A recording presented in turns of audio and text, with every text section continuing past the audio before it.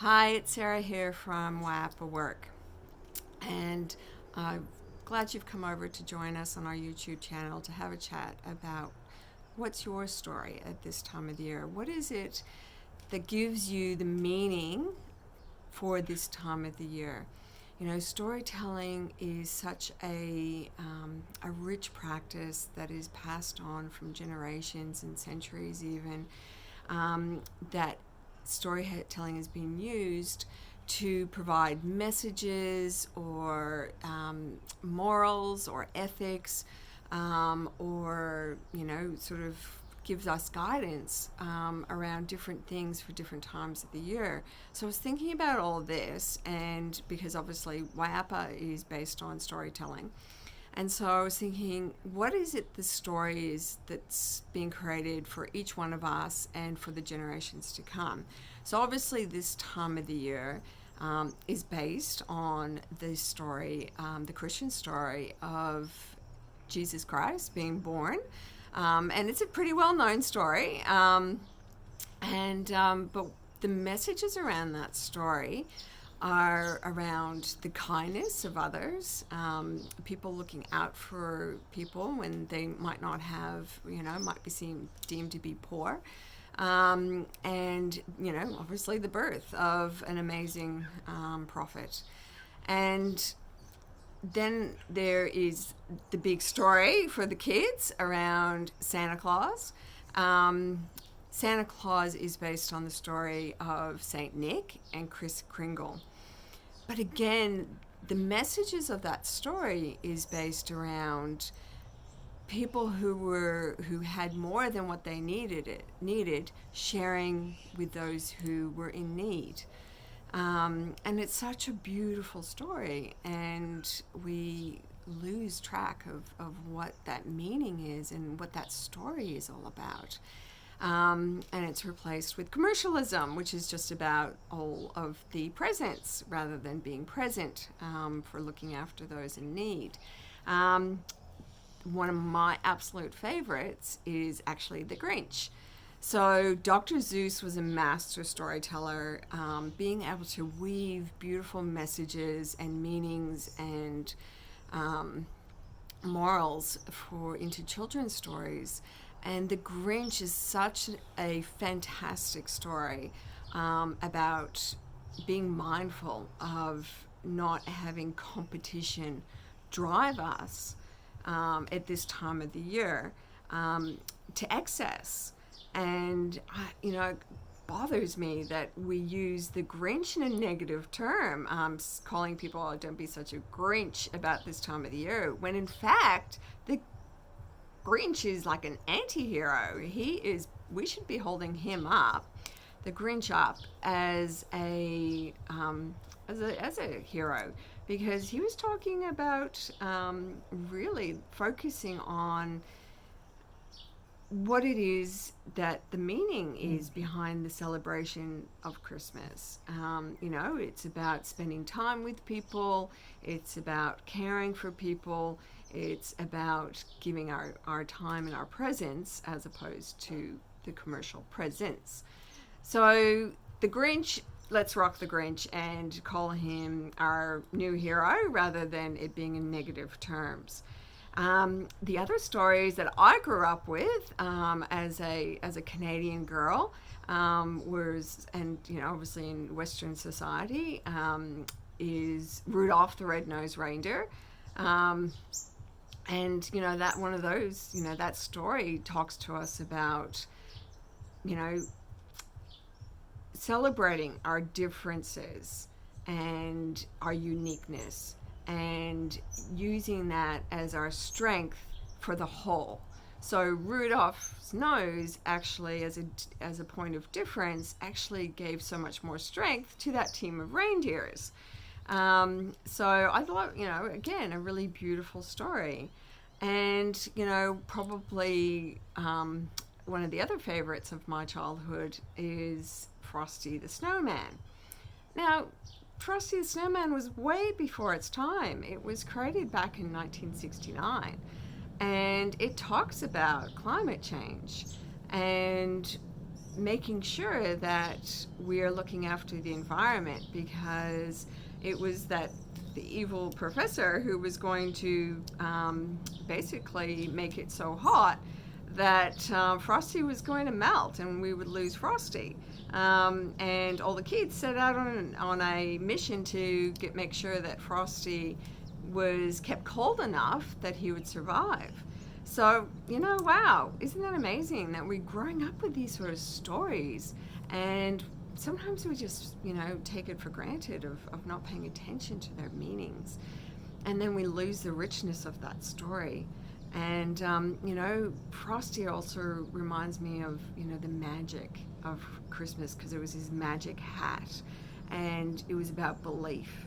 And all those kids had to believe in the magic of Frosty, and for it to all happen and to all come true.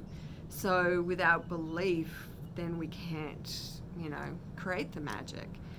So with all of those messages from all of those different stories, for me personally, it's about, making sure that we are, forever grateful for, first of all, the environment, for Mother Earth and everything that she provides us. And that's where Wayapa comes in, around the stories of the solstices. So we celebrate the solstice. And for us in Australia, it's a summer solstice. And obviously at the same time of the year when Christmas is, it's the winter solstice in the northern hemisphere and the summer solstice in the southern hemisphere. And those solstices, again, are around what the earth provides to us, whether it be in the winter time, it is rest and rejuvenation and time to really spend in the cold. And as a Canadian girl growing up, I had a winter, snow, lots of snow at Christmas time. So it was about cuddling up around the fire with family. And, we made, some of my fondest memories are of stringing popcorn and cranberries together as a family in front of the fire. And, that is time that is just so precious. And, I lost my dad earlier this year, and the memory of doing that as kids and, making mince pies, or, we had stockings that Mum and Dad would reuse Mum's old stockings, pantyhose. That had holes in them, and they would stretch them out, and at the bottom of those stockings would always be nuts for the reindeers, mandarins, because we were in the cold, in the snow, and Mum and Dad would always get us some mandarins because they would say, this is your little bit of sunshine in the winter time. Oh, it's going to make me cry. So those are my memories. Those are the stories of my childhood that makes it so special this time of the year. So I think that we need to remember what our stories are, and think about, what it is that we're giving and what are we receiving. What are we giving to our kids or to our families? Is it mindful? Are we being mindful of the packaging? Are we being mindful that, do they need it? Would they prefer really to spend some time with us? One of the other things, my memories of childhood, is that we would give Mum and Dad little certificates that we would make up that would be, one free foot rub, or one free neck rub, or, writing a story for them, or doing a performance for them, or, doing extra chores that week. And that was really special. And Mum and Dad would give us certificates of saying, we'll go and take you out for the day, go to a special place, go to the movies or something else that would be doing things as a family. And those are the things that we remember. It's not necessarily the actual physical material presents that we get. It's those memories that we associate with them. So at this time of the year, with Wayapa, we just ask everybody to remember the magic, remember the joy, remember that our inner child and looking after our inner child, the 14th element of Wayapa, which is always so important to make sure that we're looking after our inner child and celebrating that inner child. And most importantly is just really being mindful of our consumerism. Consciously shop, think about fair trade products, think about ethically sourced products, think about, as I said, swapping out material things for service things or giving things of your time. I wrote a couple notes down here of some of the other thoughts that some of the other things. Oh, and there's some really great, doing some causes, donate something. Donate some cash as a present for somebody. Donate, I know one year I donated,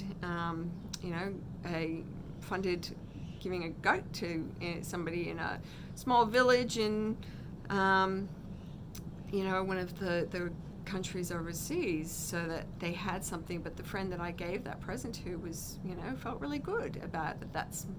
I donated in her name. So, there's some great things happening at the moment because of the devastating bushfires that are happening.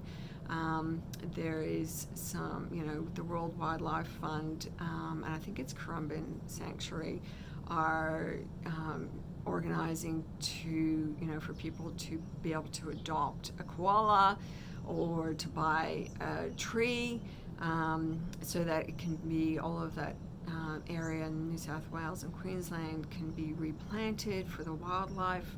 So, that's another great cause.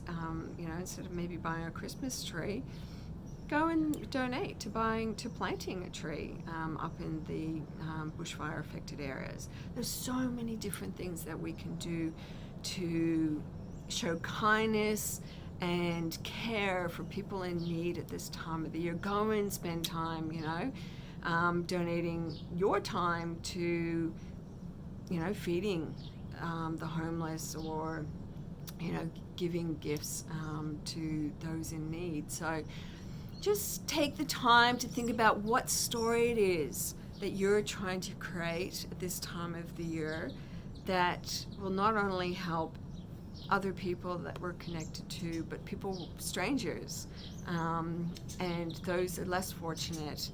And most importantly, how are we looking after Mother Earth, who provides for us every single day? And just take time out to think about what story it is that you're going to create this year for yourself, for your family, for your friends, and for the generations in the future. All right, that's enough for me, and we'll talk to you soon. All right, bye.